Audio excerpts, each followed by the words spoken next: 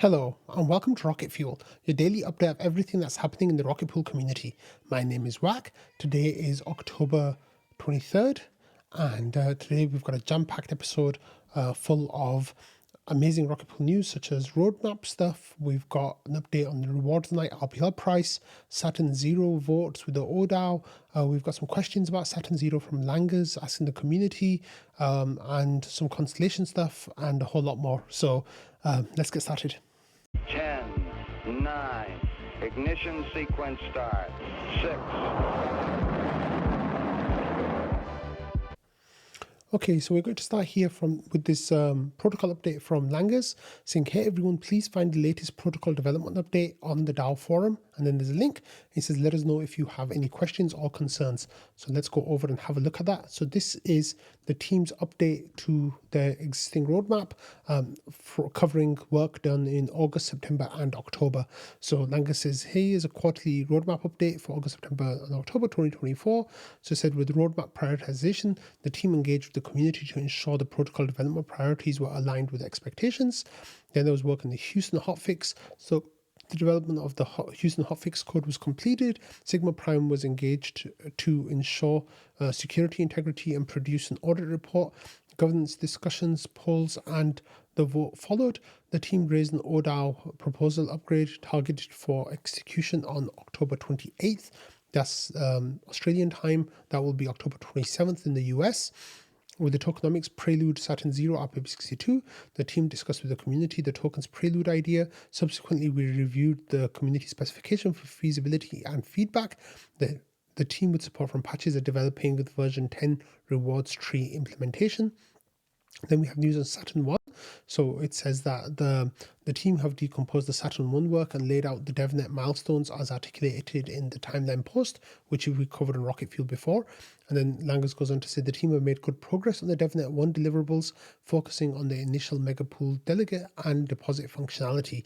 And he says we have begun work on integrating these into the smart node to facilitate the DevNet 1 release. And then with version 2 of the smart node, saying that the team have migrated all version 1 functionality to version 2. We performed a comprehensive test of functional tests across the smart node features to ensure version 2 performs equivalently to version 1. We did discover a difference in the reward tree results while testing. This could have been an infrastructure issue, but further testing is required to make sure. So he says we've paused the release of version 2 smart node to focus on Saturn Zero, releasing version 2 at the same time as developing the version 10 reward tree implementation adds a high degree of complexity and risk that we want to avoid. Once the version 10 tree reward tree implementation is released, we'll port the changes to version 2 and perform side-by-side comparison to ensure compatibility. And this is, let us know if you have any questions or concerns. So it looks like the team's working on all this different stuff. It's really cool. It's a nice update from Langers. So thank you for that, Langers. Okay, as you know, tonight is rewards night when you watch this on Wednesday night, Thursday morning for most places. That will be the new rewards night for Rocket Pool, and we have a new price update, and this time the price has been locked at 0.00436 RPL for ETH, and this is actually an increase compared to last month. So we are kind of breaking our streak of down only months against ETH, and hopefully, that's the bottom, and we can start climbing out of this pit of despair that we find ourselves in. But there's small green shoots of hope and optimism kind of like sprouting in places. And I know this might seem like it's not much, it's barely a 5% increase compared to last time. But the fact is that we have broken our downtrend. So hopefully this is, the last time was the low. And from here on out, hopefully we can bounce back and put in some new higher highs basically. Okay, and there was been a vote ongoing, as you all know. This is for Saturn Zero, for Saturn Zero. So I call it the Saturn Zero vote, but it's not quite a Saturn Zero vote. So the vote actually is for the Houston hotfix, which fixes the bug that was that came into the Houston upgrade with on-chain voting, and that bug has been fixed in the Houston hotfix, which is RPIP 63. However, there were a couple of additional tweaks made to the contracts that would allow certain parameters to be changed, and those parameters to be changed is what is going to become, Saturn 0. So I think, for the community, for a lot of people, it's just kind of become like, this is the Saturn Zero upgrade oDAO vote, even though it's a little bit more complicated than that. But it's a nice little narrative that people are getting excited about. So this is the Saturn Zero vote going through the oDAO, and that passed. So here we have FireEyes, and they voted for this proposal, and that was 10 out of the 19 members of the oDAO then voted for this upgrade. So that's official now. So Saturn Zero is all systems go. And then the vote was executed as well. So it was Superfizz who paid the gas cost to get it up, get it done. And it says here the Rocket upgrade 1.3.1 has been upgraded. So that was the information there. So this is really great. So everything now is ready from the team side in order to perform the update on Monday morning Australian time, which is Sunday night US time, and middle of the night on Sunday/Monday morning for European friends. So we are good to go basically, and this is actually really exciting, really exciting. So the way that it'll work now is, there'll be an ETH staker call, and some members of the community and some members of the team are going to jump on that call, and they're going to talk about how amazing Saturn Zero is, and all that stuff. And then at midnight UTC, which is 8 p.m. Eastern time, I believe, they will turn on this upgrade. So that will then enable the hotfix, and that will then allow the team to change the parameters in order to enable Saturn Zero, and that's going to happen like maybe 10 or 15 minutes later. So the way I see it is we'll join the call, there'll be a little bit of back and forth, just chatting about what the upgrade is, blah blah blah, and then the upgrade will happen, and then we're going to talk about what the next steps are to make the parameter changes, and that'll be just Langers explaining how we're going to use Bootstrap to kind of change those variables, and then a few minutes later that'll be changed, and then we can start seeing ETH-only validators coming online. So those will potentially be coming online, during the call is happening. I'm hoping that we'll start seeing bond reductions. I'm hoping that we'll see new validators coming online. We may even see solo staker migrations. So that is going to be incredibly exciting. And that you'll all see all of that on the call on Sunday night, Monday morning. Okay, so Langers here had a question for the Saturn Zero folk, saying that we found an issue we'd like to work through so we can proceed with confidence. And he says, during the deployment of the version 10 reward spec, we realized that balance submission process also has to be updated. The balance submission process estimates the amount of our ETH in the smoothing pool progressively every day to mitigate big price movement when the reward tree is published. It says, assuming we release RPP62 parameter changes on Monday and new mini pools come flooding in, the balance submission estimator is going to overestimate how much ETH belongs to our ETH. When we release the version 10 reward tree spec, there's a possibility that the R ETH price does not go up or may even go down. So this is from my analysis, the likelihood of this is low, but I'd like a sanity check to make sure. The issue is that once we change the parameters, we're locked into the outcome. He says here, I'm comparing the total bonus amount of various numbers of new mini pools to the amount of our ETH income for the rewards day. And then there's linked to a Google Doc, a Google Sheet. And then as if I'm honest, although this may be nothing, he says, finding this now has raised my fears of the delivery risk with changing the parameters before the code has been developed and tested together. So he says he then pings Halulo, Valdorf, and Noshua. His ping list is just to get attention. Anyone else can jump in as well. So there was a little tear emoji from Kevster, but Halulo was the first to respond as he woke up, I guess, in Europe, and then we got responses from Noshua as well, and it turned out that, and then Ken started responding as well. Ken was actually up really early this morning, so he started responding as well, and I think between them, they all kind of figured out that it's not going to be that big a deal, and there's some quite technical stuff in here, so I'm not going to like read out all their messages, but it turns out Noshua and Hululo both were kind enough to give me a TLDR. So Noshua, I think we'll just stick with Noshua's TLDR. He says, with Saturn 0, we're changing how the smoothing pool splits ETH. New mini pools with the variable commission get a higher share of it to make up for the fact that they get less from their mini pool distributions. And then Noshua says, the oDAO updates the RETH exchange rate every day. This is a separate code that also has to calculate what share of the smoothing pool belongs to RETH and what share belongs to node operators. It says this calculation needs to be updated for the Saturn 0 change as well, but it will take a bit of time to do it. In the meantime, there will be a slight error. We just did the math and we're very confident that the error is relatively small. And when they said error is relatively small, they mean like really, really small. Like they're saying that it's not that much to worry about. And of course, Langers hasn't replied to this yet because he's asleep, but hopefully like this will assuage some of Langers's concerns that kind of popped up earlier. But I think that it should be all right, hopefully, and yeah, that should be okay. Okay, next, again, Saturn 0, like there's a whole lot going on for Saturn 0. So this is a conversation that's been going on in the website thread, the website feedback thread for a few days now. And there are a few different strands of the conversation. So I'm not going to go over all of it, but I'll just give you the gist of what's been going on.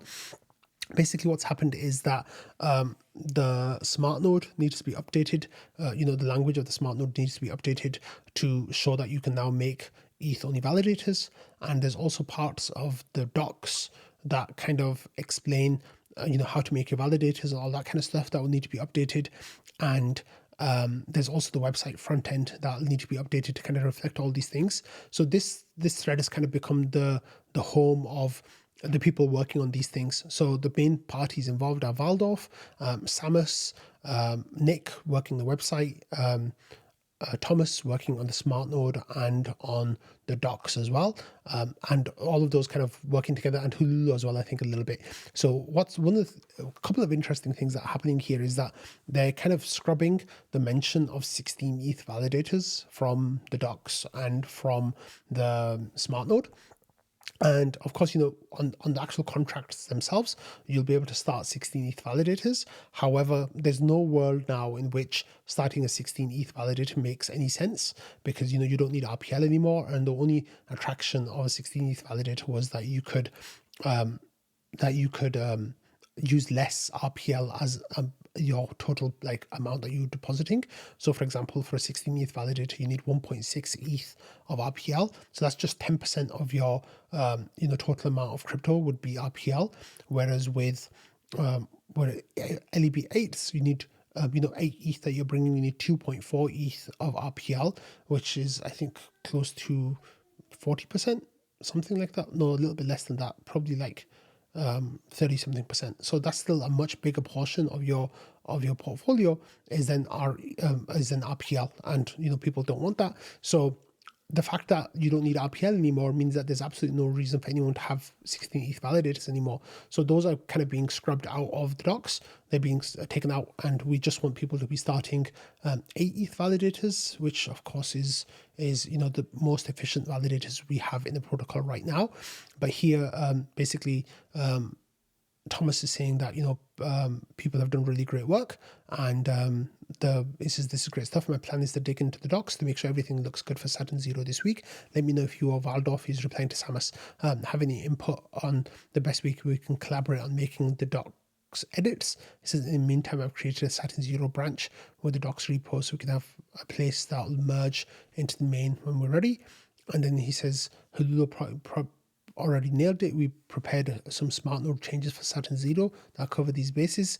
That should be included in the next release. So we'll be getting a new smart node release before Saturn 0 as well. And then Val said that he put in a pull request, and he says having the Saturn 0 branch is a great call to land work from multiple people. Did quite a bit of rework. The smart node tweaks, I just guessed that entirely. So making them correct is probably wise. And then there was some more information as well about how, there was a lot of updates that came in from the docs, and saying that you try to remove redundant information and generally update. The smart node changes from Saturn 0 are 100% made up, so please fix that. We'd love to get Samus's eyes on it too, since I'm not sure I got every reference to 8 ETH that I should have. I did leave at least one on purpose, as it was about past pools, not new ones. And then Thomas says, this is pretty meaty. I'll review and try to pay close attention to the smart node bits. Thanks, Val. And then Thomas says that some of the docs are pretty old, so it's well deserved to change that stuff. And then he says, eventually I'll go through and update all the screenshots as well. And Nick says, just a quick note for consistency, I've adjusted the URL of the Saturn 0 page landing to rocketpool.net/Saturn0. As always, welcome feedback and contributions. So then Halula was kind of talking to Nick about clearing some of that and doing some of the work. And then the most recent update here is from Thomas saying that we merged your pull request into the Saturn0 branch. Lots of good stuff was in there. I'll continue editing and write the Saturn0 welcome page on my own end. The only thing is that we're keeping the overview section. It would be better to improve that page rather than deleting it. Thank you. And then Sama says that reviewed Val's pull request, made some minor corrections with pull request 103, plan to do another pull request at some point from full docs review and not just Val's pull request, but I wanted to get ahead and submit this one. So there's a lot of work going on this to make everything ready for Sunday. So it looks like we'll probably get a smart node release on Saturday maybe, and that will be necessary for people who want to use a ETH only, the ETH only validators, because the language will kind of change and some of the flow will change as well, I think. Okay, wait, we already covered this. Why is that there? Oh, sorry, I had that twice. You don't need that twice. Okay, so let's talk about some Constellation news. And here we've got this update from Wanda saying that XRETH is now on CoinGecko. So CoinGecko listings is normally something that is really like lauded and like really wanted for new projects. So there's not that much information on here, so you can't really see much, but there is some basic information about the Constellation staked ETH and the price of it and how that's performing. So if you want to, as time goes on and there's liquidity and stuff for the token, then you'll start seeing it here. But there's literally just one pool on the Uniswap version 3 pool, and that has that's had hardly any volume, and that was quite a while ago. So we really want those balancer pools. We really want more dexes to be listing XRETH, but I think that will come soon. We've got some more coverage of XRETH here from Anthony Sassano today on the Daily Gwei, and he talked about how, with a lot of staking services that have come online, the idea that people have is that, hey, this is really good because, it takes stake away from Lido. However, on the back end, the people who are running Lido's permissioned validators tend to be the same people who are running the other services as well. So for example, company A will run validators for Lido, they'll run validators for Puffer, they'll run validators for Swell, they'll run validators for EtherFi, etc. Right? So even though they might say, hey, look, we've got all these validators, it might end up being the same validators as the ones that are already on Lido. Whereas what's happening with Constellation here is that this is a whole new set of validators who are basically not in that same cohort. So it's actually adding a lot more decentralization to Ethereum, which is really, really great to see. So yeah, so Anthony talked about Constellation for a few minutes and just kind of went through the launch tweet thread from Gravita. He also kind of hinted at Saturn0 and said that he's waiting for Jasper's thread that should be coming out at some point today. So we'll cover that on tomorrow's show and go through it. We're going to actually spend probably most of the episode tomorrow talking about Jasper's thread because it's going to be a long one. The first thread is just going to be about Saturn0 and Constellation, and then he's got another thread that he's preparing for Saturn 1 and Saturn 2. So there's going to be quite a lot of hype, I think, that builds around that. So I'm really looking forward to a whole lot more people kind of understanding what's happening with Rocket Pool. And then moving on to some staking news now, we have news from Lido here that their vote has gone on chain for turning on CSM. So here Lido say that new on-chain vote is live. Lido contributors are proposing the release of the community staking module and upgrading the staking router to enhance compatibility with the staking community staking module and future modules. And the main phase will end on October 24th, which is tomorrow from when I'm recording it. So if we have a look at the vote right now, here the yes vote is winning with 100% of people in favor for turning on CSM. However, it's not reached quorum yet. I don't fully understand Lido's governance process, so I don't know how many votes they need to hit quorum. It doesn't quite make it clear here, but it says that 2.57% of tokens have voted yes, so I think that's quite a small amount. I think they need to hit 5% for quorum, if I recall correctly. And the objection that other people have about Lido governance is that you can have one, maybe or two wallets that can hit quorum on their own. So there's some issues with that. But yeah, at the moment, and almost definitely, this vote is going to go through. So there's not much of a doubt there, in all honesty. And Dimi, who works with who's the lead of CSM, says that if the vote passes, which we expect it, strongly suspect it will, it says CSM will be live on Friday at 4 p.m. UTC. So they are going live, 2 days basically before, just over 2 days before Rocket Pool goes live. Rocket Pool Saturn 0, goes live. So it'll be really interesting to see what kind of head start CSM might or might not get. But of course, we're not running the same race, right? Like their product is kind of different. Yes, sure, they have node operator ETH that could have potentially come to Rocket Pool instead. However, they are, they're capped at 16 ETH. This is a permissioned set instead of, a whitelisted node operator set instead of being permissionless. So there are some restrictions for who can and can't enter into CSM.